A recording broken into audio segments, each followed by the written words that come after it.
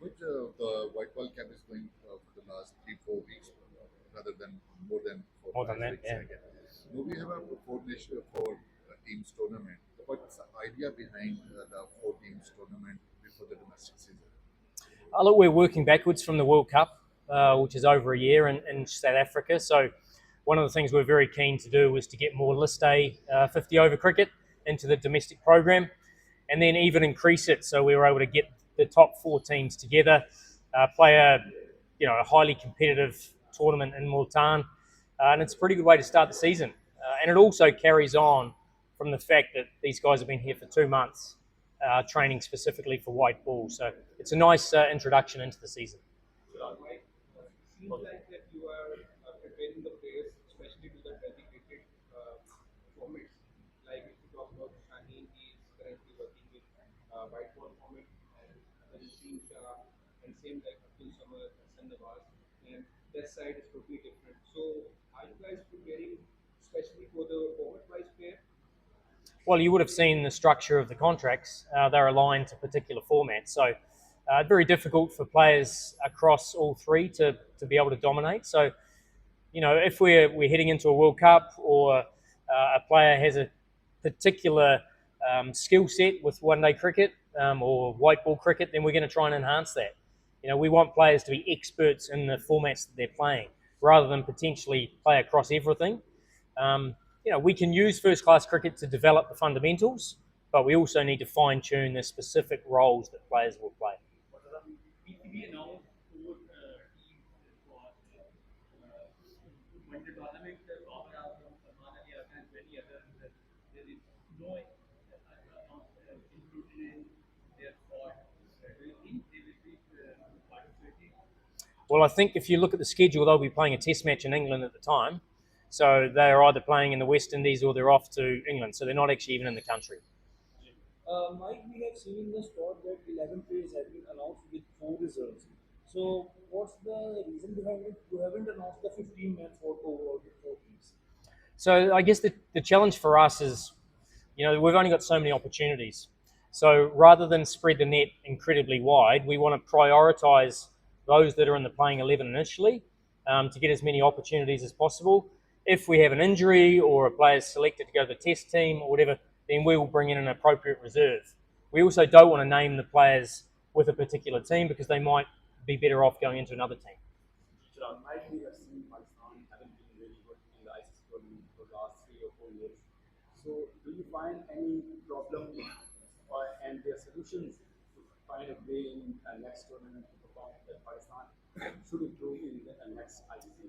Oh, look, you would have watched the last ICC event where for the first time we actually managed to make it past the first round, and we were 4 runs away from making it to the semi-finals. So clearly that's a huge step up from where we were, where we hadn't even made it past the top 8 for 3 tournaments in a row.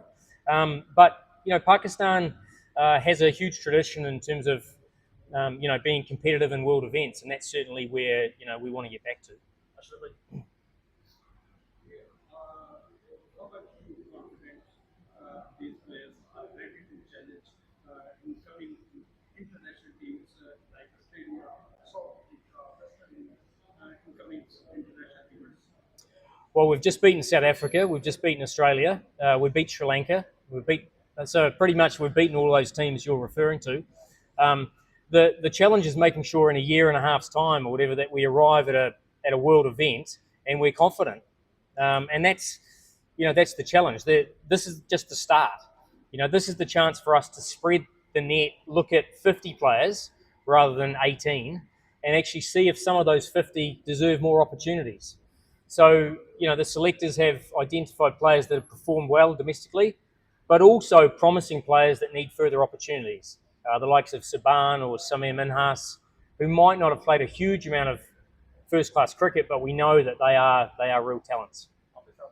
Like, although we are all improving, but we are struggling at your system that we have to beat. Do you think you miss a quality all-rounder, or do you mark anyone who can finish this? Oh, look, I was really pleased the way Abdul Samad has improved as a finisher. It's an incredibly tough role. So it's not a role that you can just step in and be an expert straight away. really pleased the way he won the game for us against Australia. Obviously, Shadab has played that role as a finisher in recent times, and he's certainly improving in it. Farhan Youssef has started to play that role a little bit more, obviously under 19s, but he's also starting to play that in the franchise circuit. Did well in the PSL. So we've got, Hyder Ali is another one who, has performed that role as well, whether he bats there or slightly higher up. So we've got 4 or 5 players who are fighting for those roles. And what we want is in a year's time, we want some genuine competition for those places. And we're certainly starting to develop that depth. Mike, you mentioned that we beat Australia, South Africa, and other top 5 teams in the bilateral series. But when it comes to ICC events, you said that it's the first time that we have been through from the first round in ICC events, especially the previous tournament.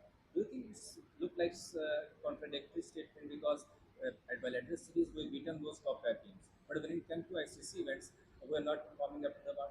Well, we didn't play those teams in ICC events, so we won all our games in the ICC event. We lost to India, who obviously went on to win the tournament, and we lost to England, who also the second best team in the world, and we lost by 4 runs. So outside of that, we won every single game. So none of those teams that you've referred to did we even lose. But they're top level teams. Yeah, and we're not.